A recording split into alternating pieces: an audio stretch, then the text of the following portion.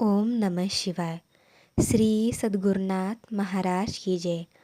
परमपूज्य गुरुदेवता श्री कलावती माता की जय. श्री गोपालकृष्ण महाराज की जय. परमपूज्य ऐन लिखित परमार्थ मार्गदर्शन भाग 8 बोधामृत. मागील भाग पुढे चालू. विषय 2 मुमुक्षुद्गार. 23.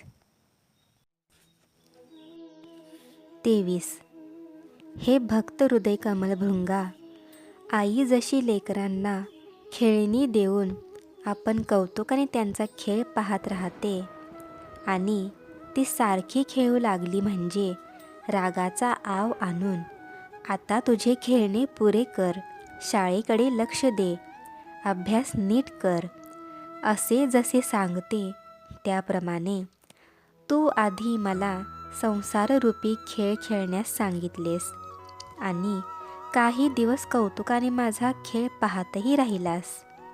पण जेव्हा मी त्यात पूर्ण रंगून जात आहे असे दिसून आले तेव्हा मात्र रागाचा आव आणून तू माझा सारा खेळ मोडून टाकलास आणि मला माझ्या कर्तव्याची जाणीव करून दिलीस. तुझ्या या दयेचे वर्णन मी कोठवर करू. 24. हे त्रिविक्रमा, तुझे गुणगान करता करता अंगी प्रेमाचा संचार होऊन माझे हृदय आनंदाने भरून जाते. पण हे द्वाड मन मधून मधून दृष्ट व श्रुत विषयांच्या गोष्टी समोर आणून माझ्या आनंदाचा भंग करते. करिता हे सुखधामा, कृपा करून यापुढे कधीही माझ्या आनंदात खंड पडणार नाही असे कर. 25. हे वैकुंठ नायका, तू जर दृष्टी दिली नसतीस तर आज मला या चित्रविचित्र सृष्टीतील दृश्य कसे पाहावयास मिळाले असते. हे यदुपते, तू कान दिलेस म्हणून तर मला गुरुबोध श्रवण करता आला. हे जगतपते, तू वाचा दिलीस म्हणून तर मी तुझे गुणगान करतो आहे. हे कमलापते, तू सुबुद्धी दिली नसतीस तर आत्मानात्म विचाराच्या योगे इंद्रिये मन ही ताब्यात घेण्याचा मी प्रयत्न करू शकलो नसतो. हे श्रीपते, तू दयाद्र दृष्टीने माझ्याकडे पाहिलेस आणि माझ्यावर कृपावृष्टी केलीस म्हणून तर आज मला जगण्यात मौज वाटत आहे. हे त्रिभुवन पालका, आता तुझ्याजवळ एकच मागणी आहे की या तुझ्या साऱ्या उपकारांचे क्षणोक्षणी स्मरण राहावे असे मला वरदान दे. 26. हे कमलनयना, तुझी कृपा झाल्यावर या विश्वात अशक्य ते काय आहे. शुष्क काष्टालाही नवपल्लव फुटतील, वांस गायही दूध देईल. प्राण जाण्याच्या मार्गावर असलेला निचेष्टित मनुष्यही चटकन उठून बसेल. प्रल्हाद व मीरा या तुझ्या भक्तांचा नाश व्हावा म्हणून अभक्ताने दिलेल्या विषाचे तूच नाही का अमृत करून सोडलेस. असे असता हे जगत जीवना, तू एकवार कृपादृष्टीने पाहिल्यावर मी पुण्यवान होणार नाही हे शक्य तरी आहे काय. मी पावन झाल्याशिवाय राहीन तरी कसा. 27. हे जगदीशा, खरोखर तू अत्यंत दयाळू आहेस, पण मी मात्र तुझ्याशी अगदी बेईमान होऊन राहिलो. देवा, सद्वस्तू खरेदी करण्यासाठी देहरूपी रथाला इंद्रियरूपी 10 घोडे झुंपून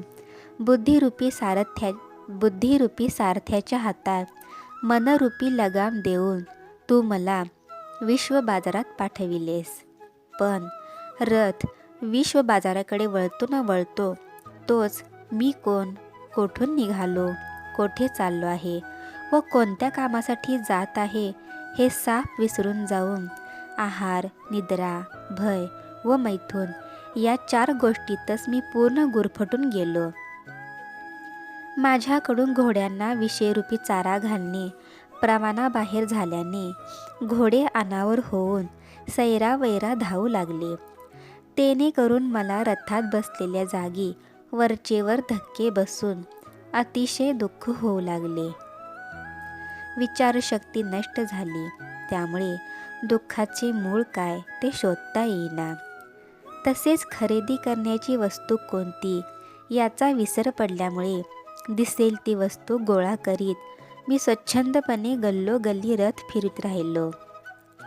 तहान किंवा भुकेचे भानही मला राहिले नाही. अशा परिस्थितीत काही दिवस निघून गेल्यावर सारथी दुर्वासनारूपी वेश्येच्या नादी लागला. तो तिच्या ध्यासात मग्न होऊन राहू लागल्यामुळे आपण रथ हाकीत आहोत याची त्याला आठवण राहिली नाही. त्यामुळे त्याच्या हातातील लगाम सुटला. मग घोडे तरी जागेवर कसे राहणार. तेही सैरावर धावत सुटले आणि रथ एका खोल खड्ड्यात जाऊन पडला. तेव्हा माझे सर्वांग घायाळ होऊन मी आक्रोश करून रडू लागलो. त्या समयी तू मानवरूप धारण करून धावत धावत आलास आणि मला जवळ बसवून घेऊन कुरवाळीत, बेटा भिवू नकोस, शांत हो, तुझे कल्याण होईल असा धीर दिलास. तसेच आजवर मी कसा चुकत गेलो हे मला समजावून सांगितलेस आणि दिव्य बोधामृत पाजलेस. तेने करून माझी बहुत दिवसांची भूक शांत झाली आणि माझ्या अंगावरचे सारे घाय तात्काळ मावळले. खरोखर आज मी पूर्ण सुखी झालो आहे. तुझ्या या अनंत उपकारांचे वर्णन करणे माझ्याकडून शक्यच नाही. हे ऋषिकेशा, आता तुझ्या चरणी अनन्य भावे मस्तक ठेवून मी एकच वरदान मागतो की या उपर एक क्षणही तुझे विस्मरण मला न हो. श्री सद्गुरुनाथ महाराज की जय.